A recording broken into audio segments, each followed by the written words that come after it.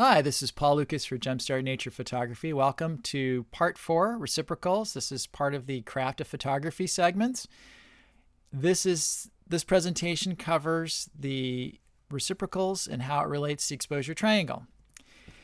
And as usual, real quickly, an introduction. You can see my work at paullucasphotography.com. I'd be happy to come and speak at your organization at no charge. I'm also available for hire for classes and workshops. And if you'd like a copy of any of these presentations, please drop me an email at paul@jumpstartnaturephotography.com. And if you have any questions about any of these segments, any of these presentations, or anything about photography, drop me an email. And I'd like to encourage you to contact me about doing an online photo critique session. As I mentioned, this will be posted on YouTube to share with other photographers to help us all learn and grow. If you're interested in critique session and have more questions, please drop me an email at paul@jumpstartnaturephotography.com. So as I mentioned, just to remind you, we're in the craft of photography part of this course outline. And we're in the craft, we're covering topics. The main topics we're covering is the exposure triangle, camera and lens, and miscellaneous topics. And we're in the final part of the exposure triangle, reciprocals.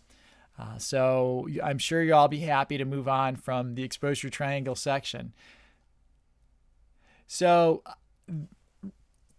remember, the exposure triangle, it is a combination of shutter speed, aperture, and ISO that will give us a good exposure, or quote, the correct exposure. And if we change one part of that triangle, it's going to affect another part, one of the other components in that. How does that affect our exposure? What do we need to do? How do we keep it? If we change one aspect, shutter speed or aperture opening, we want to make sure we're not under or overexposing our photograph. And as we've always talked about in all these exposure triangle discussions, we're going to talk about stops, and we'll discuss it as whole stops. It's just easier for me, and I think for you, hopefully, mentally, to think about how changing one aspect, shutter speed or aperture, affects, whether we're increasing a stop or decreasing a stop, and how that might affect one of the other components in the exposure triangle. So as we've discussed in the exposure triangle, it's shutter speed, which is how long the shutter is open and how long we allow light to fall on the sensor. And that's referred to in seconds or fractions of a second. And the faster the shutter speed, the more likely we are to freeze the action, whether that's leaves blowing in the wind or a person running. The slower the shutter speed, we blur the action, right? We can use that for that silky effect in the water. We can use that for creative uses. We'll talk about blurred action in a composition presentation. If we're out in the field doing kind of what I call, to quote, traditional landscape and nature photography, and we're trying to freeze the action, if there is any kind of plant life, often there's a breeze or wind. To freeze that to get the absolute sharpest image, we want to use faster shutter speeds. Typically, we'll think of a minimum of 1/30th of a second. And aperture is the opening of the lens, how much light comes through the lens, and that controls our depth of field or depth of focus. And remember from a previous presentation, depth of field or depth of focus is how much in our image from the subject, in front of the subject and behind the subject, that we want in focus. And remember, I mentioned thinking of people in a line, right? How many people in that line do we want in focus? This is a line where there's a person in the front, and then we go to the back of the line.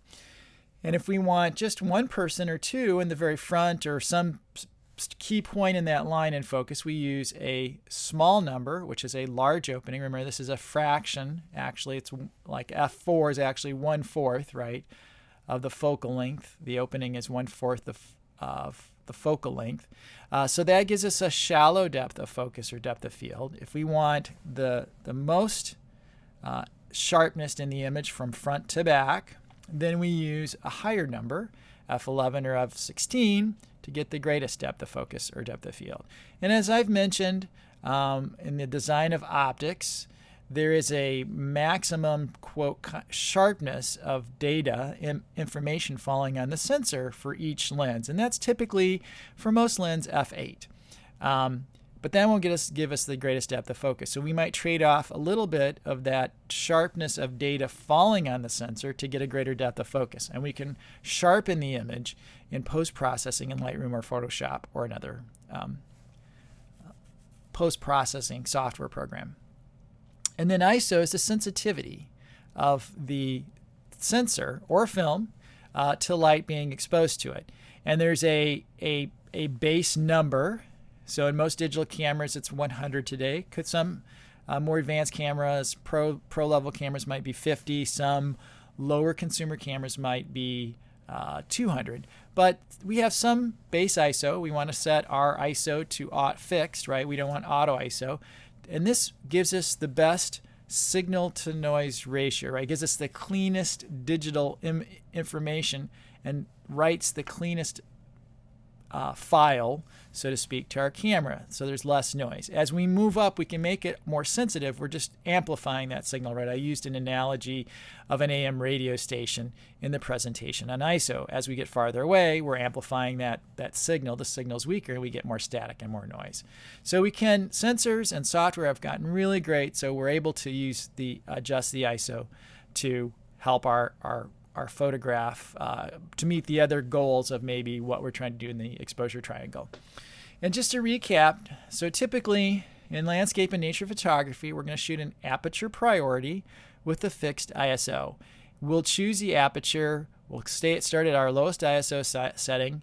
We'll use a metering, matrix metering in Nikon, evaluative metering in Canon, or multimetering in Sony to determine the best or correct exposure. And we'll see what the shutter speed is. If the shutter speed is 1/30th of a second or greater, and the expectation is you're shooting on a tripod and you have a remote release, a cable release or a remote release, shutter release, or you're using your timer to release a shutter, we can shoot with as low as 1/30th, maybe 1/15th of a second. I often do that depending on the wind conditions and use the subject. If it's going to be handheld, you're probably going to want to start out at 1/125th of a second or greater. Kind of the rule of thumb is the focal length, 1 over the focal length is the shutter speed you want to shoot at. So if you have a 70 to 200 millimeter zoom lens, you'll want to shoot at 1/250th of a second. You could shoot at 1/200th, but I would recommend probably 1/250th a second or greater shutter speed. So again, we'll start out in aperture priority. We'll have a fixed ISO speed. We'll set our aperture F11 or f16. We'll create our composition, and we'll look at our shutter speed. If our shutter speed is too slow, then more often than not, what we'll do is we'll adjust our ISO. And we'll increase our ISO sensitivity to get to the shutter speed we want. So in aperture priority mode, we don't have to change anything initially until we see what our shutter speed is going to be. You can also shoot in manual mode, and then there you are required to, you'll have a fixed ISO to start out, but you'll set an aperture mode, and then you'll set your shutter speed to get the correct exposure. You'll look at your shutter speed, and if it's not the shutter speed you want, then you'll increase your ISO. So shooting in aperture priority mode saves us one step in getting the camera to shut the initial shutter speed for us. And so for most instances of nature and landscape photography, aperture priority is perfectly good. Also, shooting some action kinds of photos and other photos, you might shoot in aperture priority. It kind of depends on the situation.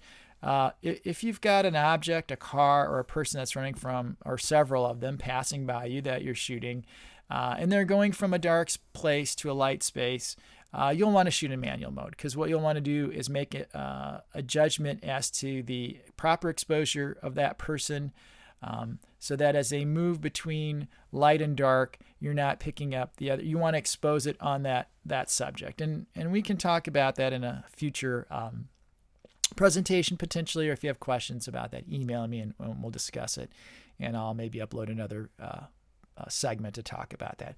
But for landscape and nature photography, that's a great thing. Why it's a great learning tool and area to start out in photography with is because we can often do away with some of the complex exposure problems or issues that we're exposed to, and no pun intended, and concentrate on our composition and getting a good exposure. So enough said on that. So our first example, as I mentioned, we might set up our camera, as I've described, matrix metering, for example, or the equivalent on another camera product that's not Nikon. Set our aperture setting and base ISO and see what our shutter speed is. So here's an example. I start out at f8 and it shows me I need 1/30th of a second at ISO 100. And I'm looking at my composition and I want greater depth of field. I want to set the aperture to f11. So I'm narrowing my aperture, right? By going from f8 to f11, it's a smaller aperture opening. I'm decreasing it by one stop. So I need to change either, and I want to stay at 1/30th of a second. So in this case, I'm going to probably have to change my ISO, right? If the wind is calm, maybe we get away with this. So let's see, that's what we're at. We're at f8, 1/30th of a second, 100 ISO, f11. So we want f11. If we're doing this in aperture priority mode and we just bump it up to f11 and the light doesn't change or radically change, our shutter speed is going to have to be open longer by one stop. Because remember, we're narrowing the aperture opening by one stop, so it's going f8 to f11. We need to add some exposure time, allow more light to get the equivalent exposure. And so our shutter speed is going to go to 1/15th of a second. That's one stop. That might be okay if I'm shooting on a tripod and it's a very calm day. But if I say I want to, I'm trying to get my sharpest image, then I'll want to stay at 1/30th of a second, and I will move my ISO. I'll increase my ISO by one stop. So remember, ISO goes 100, 200, 400, and in those sense, in full stops. So I'll bump it up to ISO up to 200 and get a shutter speed of 1/30th of a second. I might say I need a shutter speed of 1/20th of a second, and that's 2 additional stops. So I'd go 400, 800. So actually, I'm going up 3 stops from 1/15th of a second to 1/25th of a second, 125th of a second, I'm sorry. And I'll need to bump my ISO up accordingly. So to get from 15th, that's 30, 60, 125, 3 stops, I would need to do the same for my ISO. So that would go to 200, 400, 800. And 800 for most recent cameras, digital cameras, is not going to give us a lot more noise. And we can also remove some of those noise artifacts in Lightroom or Photoshop or our post-processing. So that's one example. That's how the reciprocal works. Do you need to memorize all these things from the get-go? The answer is yes. No, I'm kidding.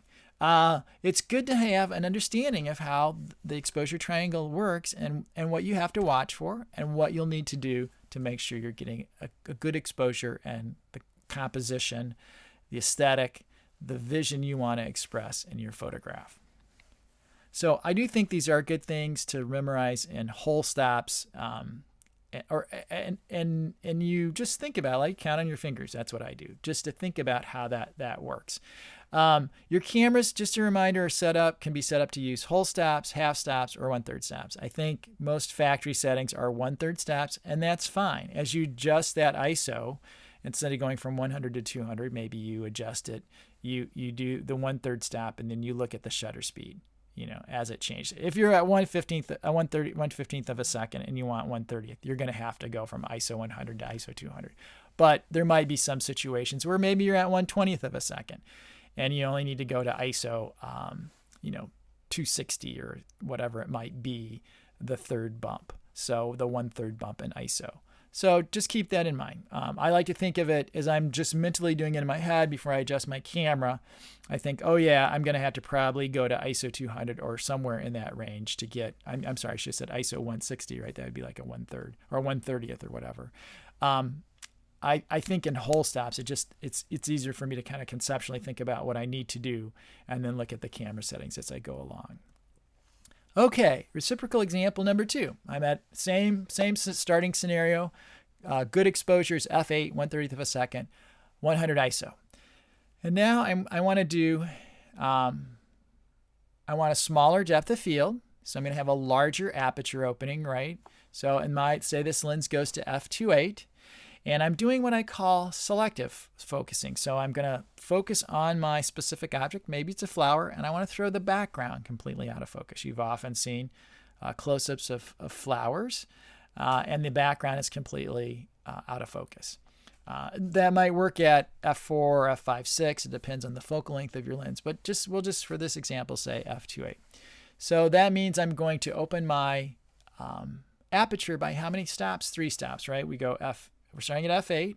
We go 5, 6, thinking in whole stops. 5, 6, f4, f2.8. That's 3 stops.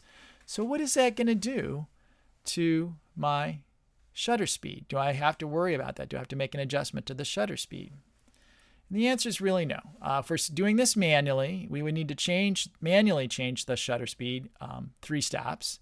So, and we need so it's not overexposed, we need to increase or decrease the exposure time, the amount of light, how long the light hits the sensor, because we're letting a bigger amount of light through for that period of time. So we're going to go 3 stops. So 1/60th, 1/125th, 1/250th. So we just say 125 to 60, 125, 250. That gives us 3 stops of shutter speed that we need to change if we don't want to overexpose our picture. If we're running an aperture priority, the camera will automatically make this adjustment. And 1/250th is great. That freezes our action more. So that's just a couple things regarding reciprocals to help you understand what to think about, how to use them in the field. And this ends, for now, the exposure triangle discussion. There are some other ways we can look at compensating, without changing ISO. If we have a lot of shutter speed to play around with, we can use what's called exposure compensation. So we might talk about that in a future segment.